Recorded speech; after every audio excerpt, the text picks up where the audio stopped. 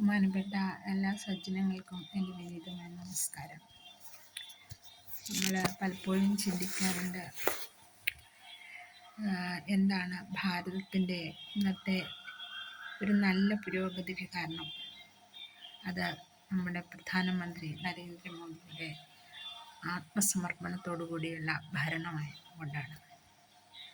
ഒരു ഭരണാധികാരി അത് പ്രത്യേകം എടുത്തു പറയേണ്ടതെന്ന് പറഞ്ഞാൽ ആത്മസമർപ്പണത്തോടു കൂടി തന്നെ വേണം ഭരിക്കാൻ. അല്ലെങ്കിൽ ഒരിക്കലും ആ രാജ്യം നല്ല രീതിയിൽ പോവുകയില്ല. അങ്ങനെ ആത്മസമർപ്പണത്തോടു കൂടി ഭരിക്കുന്ന ഒരു ഭരണാധികാരി ഉള്ളതുകൊണ്ടാണ് രാജ്യം ഏറ്റവും നല്ല രീതിയിൽ ഇന്ന് പോയിക്കൊണ്ടിരിക്കുന്നത്.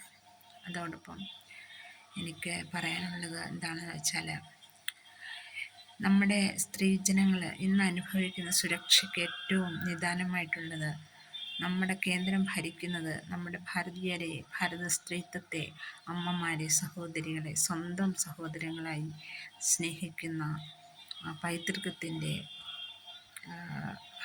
പൈതൃക ഭരണം ആണ് നമ്മുടെ ഭാരതത്തിലുള്ളത് എന്നതുകൊണ്ടാണ്. സോണിയാഗാന്ധിയും മൻമോഹൻ സിംഗും ഭരിക്കുന്ന കാലത്ത് ഓരോ ദിവസവും ഓരോ സ്ത്രീകളെ അല്ല, എന്നും നമ്മൾ പേപ്പർ എടുത്താൽ സ്ത്രീ പീഡനത്തിൻ്റെ കഥകളാണ്. ജോലി കഴിഞ്ഞ് വരുന്ന പെൺകുട്ടികൾ ഉൾപ്പെടെയുള്ളവരെ റോഡിൽ വലിച്ചെറിയുന്ന അവസ്ഥയായിരുന്നു. അതിന് സോണിയാഗാന്ധിയുടെ മൗനാനുവാദം എല്ലായിടത്തും ഉണ്ടായിരുന്നു. അതിൻ്റെയൊക്കെ പിറകിൽ വലിയ വലിയ കഥകളും മാഫിയകളും ഒക്കെ ഉണ്ട്. അത് നമുക്ക് വളരെ വ്യക്തമായിട്ടുള്ള കാര്യങ്ങളുമാണ്. അപ്പം അങ്ങനെ ഒരുപാട് സ്ത്രീകളെ ദ്രോഹിച്ചും ഒക്കെ നടത്തിയ ഒരു ഭരണം ഇന്ന് അതിൽ നിന്നൊക്കെ ഒരുപാട് മാറ്റങ്ങളായിരിക്കുന്നു.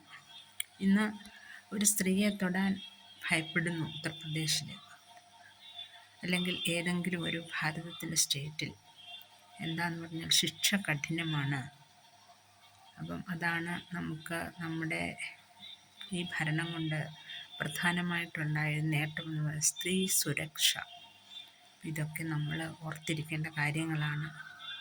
പിന്നീട് നമ്മൾ ഭഗവാന്റെ ചൈതന്യം നമ്മുടെ ക്ഷേത്രങ്ങളിലും ക്ഷേത്ര സംബന്ധമായിട്ടുള്ള എല്ലായിടത്തും ഭഗവാന്റെ ചൈതന്യം നിറയണമെങ്കിൽ നമ്മൾ നാമജപത്തോടു കൂടി നാമജപങ്ങൾ ശക്തമാക്കുക. ക്ഷേത്രങ്ങളിൽ അഖണ്ഡ നാമങ്ങൾ ശക്തമാക്കണം.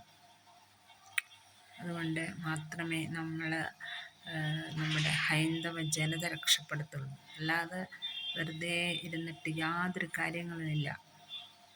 നമ്മൾ നമ്മുടെ ആ തത്വങ്ങളെ നമ്മൾ മനസ്സിലാക്കണം. അപ്പം അഖണ്ഡ നാമങ്ങളായിരുന്നു പണ്ട് ക്ഷേത്രങ്ങളിൽ ഉണ്ടായിരുന്നത്, നിർത്താതുള്ള നാമജപങ്ങൾ. അപ്പം അത് വീണ്ടും പുനരാരംഭിക്കണം. നമുക്ക് അത് 24 മണിക്കൂറും നാമജപങ്ങളിലേക്ക് പോകണം. അത് ബാച്ചായിട്ട് ഓരോരുത്തർക്കും പറ്റുന്ന രീതിയിൽ ഓരോരുത്തരും ഒരു അരമണിക്കൂർ ഒരു നാട്ടിലെ എല്ലാവരും വിചാരിച്ചു കഴിഞ്ഞാൽ അത് ഓരോ ഗ്രൂപ്പായിട്ട് തിരിച്ചിട്ട് നമുക്ക് നാമജപങ്ങൾ നടത്താൻ സാധിക്കും. രാത്രിയിലാണെങ്കിലും നിർത്താതുള്ള മുറജപങ്ങൾ നടത്തുക.